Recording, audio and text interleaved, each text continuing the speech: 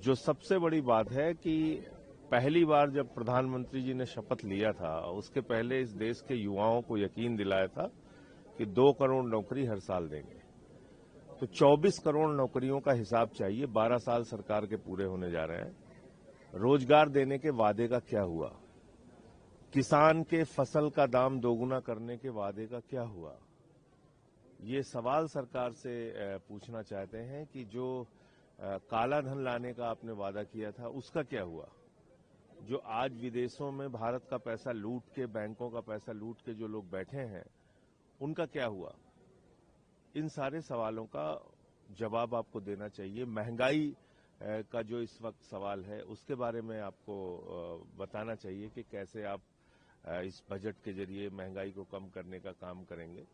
और tax system, कभी आप टैक्स बढ़ाते हैं, कभी एकाएक घटाते हैं। मतलब देश की अर्थव्यवस्था को पूरी तरीके से इस सरकार ने चौपट करने का काम किया है। और वो कैसे पटरी पे आएगी, वो देखते हैं आज क्या आता है बजट में। सर, जीएसटी 6.2 रोबोट की रिकवरी कही की गई है, तो क्या कहेंगे आप? देखिए, सबसे बड़ी बात यह है कि इस देश के लोगों को आप कितना रोजगार दे पा रहे हैं, कितना उनके जेब में पैसा जा रहा है, कितना उनके पास बचत हो रही है, कितना उनको महंगाई से राहत मिल रही है। उस दिशा में तो कुछ है नहीं। एजुकेशन में आप नगण्य खर्च करते हैं, हेल्थ के ऊपर आप नगण्य खर्च करते हैं।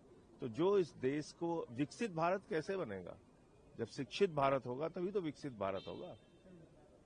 स्वस्थ भारत होगा तभी तो विकसित भारत होगा। शिक्षा और स्वास्थ्य पे हर साल बजट में रोना रोते हैं, ये आप देखिएगा इस बार क्या होगा। फाइल पे सरकार ने सारे दावे। देखिए, ये तो बहुत ही घृणित बात है कि एक ऐसा घिनौना व्यक्ति, जिसके बारे में तमाम वीडियोज और साक्ष्य आए, वो दावा कर रहा है भारत के प्रधानमंत्री को लेके कि वो अमेरिका के प्रधानमंत्री के अमेरिका के राष्ट्रपति के सामने नाचे, और फिर आगे उसमें लिख रहा है कि इट वर्क्स।